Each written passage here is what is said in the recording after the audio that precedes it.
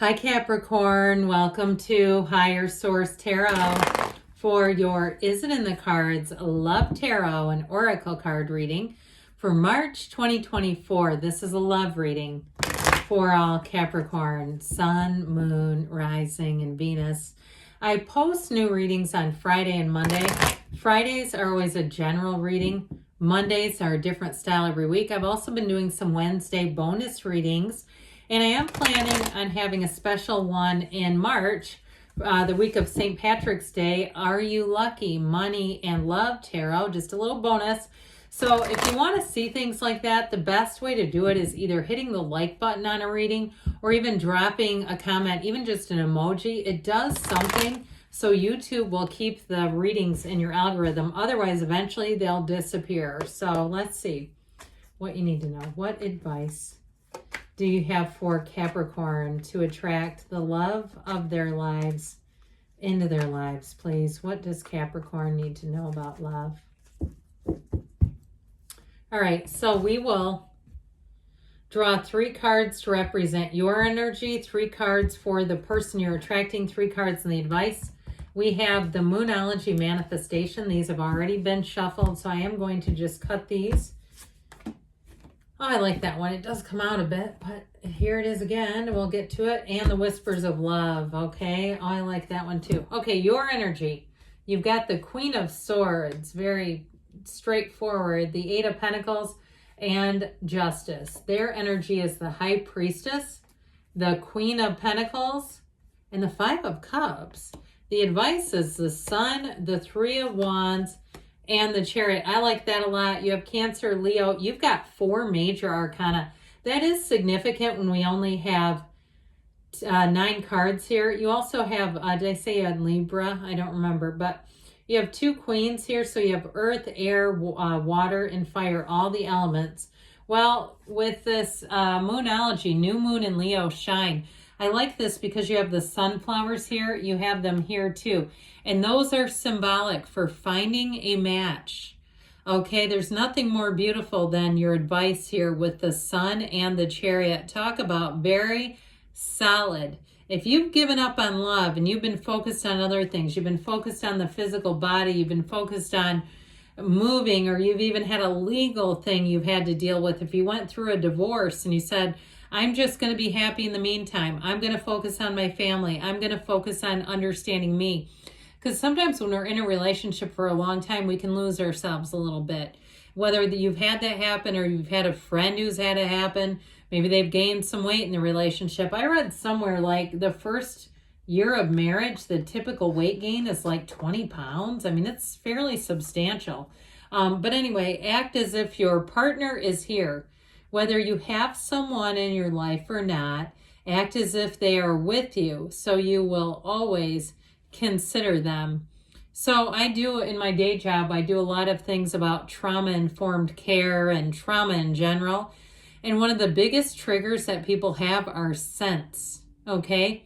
So if there's something that you smell that it makes you feel loved, smell it. Go find it. I don't care what it is. It makes you feel uplifted. I have a winter candle I burn, and whenever, I only do it around the holidays, but when my kids come home to visit, they'll say it smells like Christmas in here.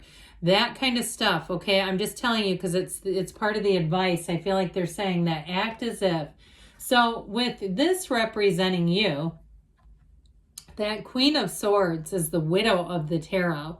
And so I feel like it's saying that for somebody you're single, but with that Queen of Swords also, she is very selective. She's been burned before, so she's already learned a lesson. So I also feel like too, if you had a lesson in the past, perhaps you were with someone that you had high hopes for and they just didn't change. They weren't they weren't looking to change and be who you thought they could be. They weren't looking to live up to their potential.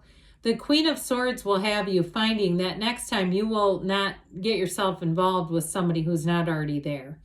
The Queen of Swords does the thing once, and once she's done, it's like done and gone. So with that Queen of Swords, she's also too very particular. She's very honest, very candid. You might find that people around you say, my God, you're very upfront. Good. There's nothing to hide here. And so I feel like, too, as you look at her, she stares forward.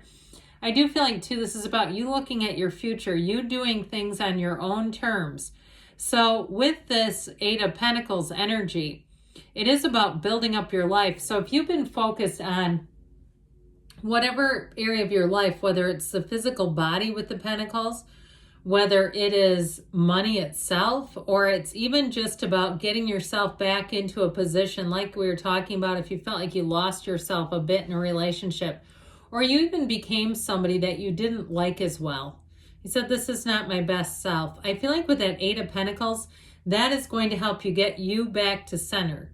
That helps you be focused on the positives, but it also helps you kind of focus on, give you some direction. And with the Justice card, I'm telling you what, not only do you have an unwavering faith, but you have boundaries that don't move around. And so you will not allow yourself to get back into an old pattern, not with Justice being there.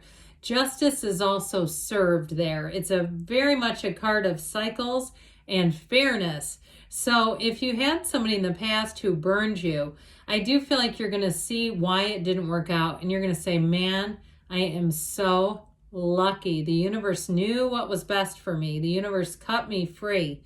Otherwise, look where I would have ended up. You know, I just feel like you have some kind of an energy here where you get set free from the past. The past will set you free. So will the truth. The truth comes out. So with the person you're attracting, they've definitely known some heartache and some disappointment. Now with the High Priestess energy, she's the Virgin of the Tarot. And so I do feel like whoever this is, they're not connected to somebody. This is not a player's energy.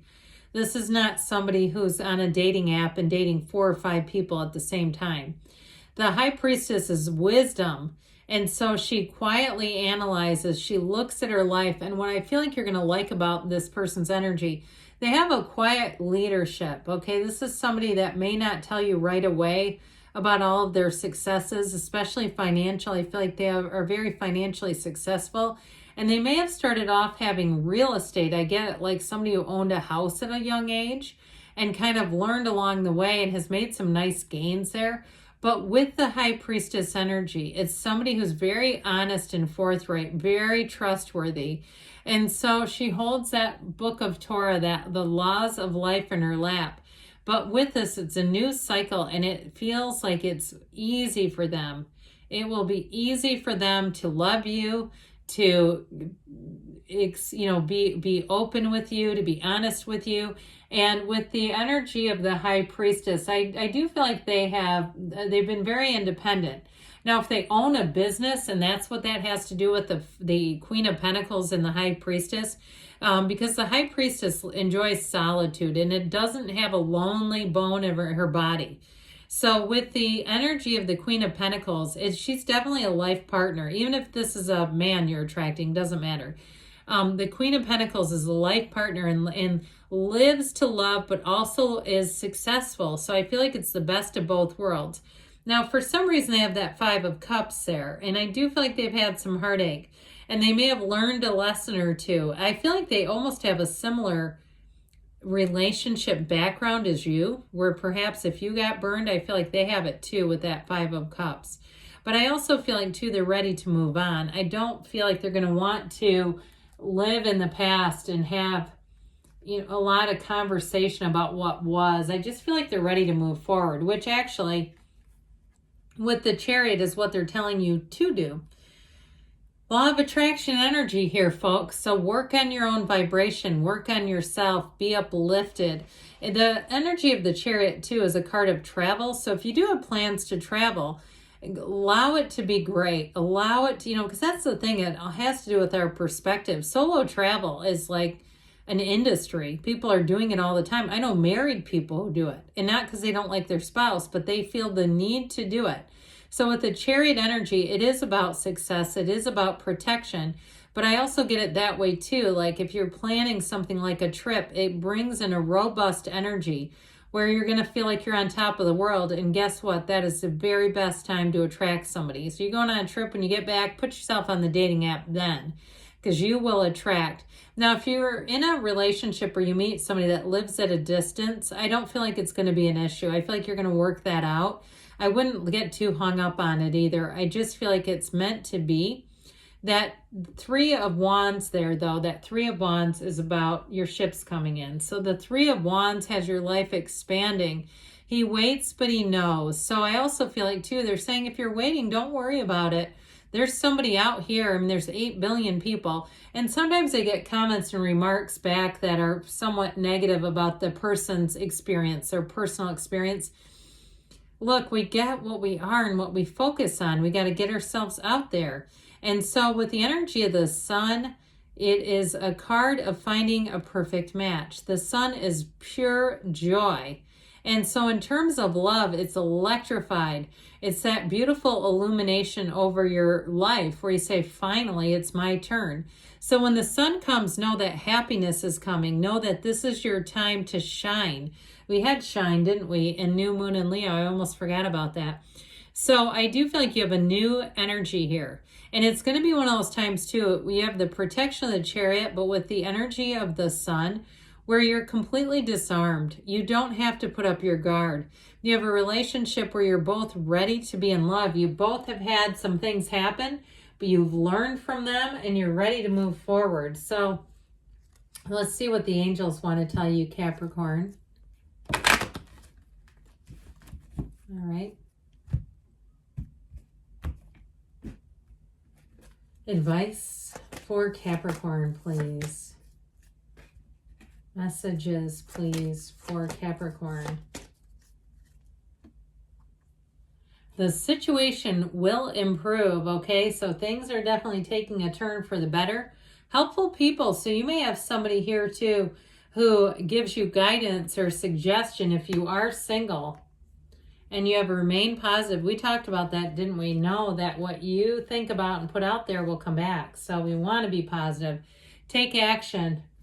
And you've got there's something better. So I do feel like they're saying open up, be open to the idea that they're a perfect match. You have 8 billion people to choose from.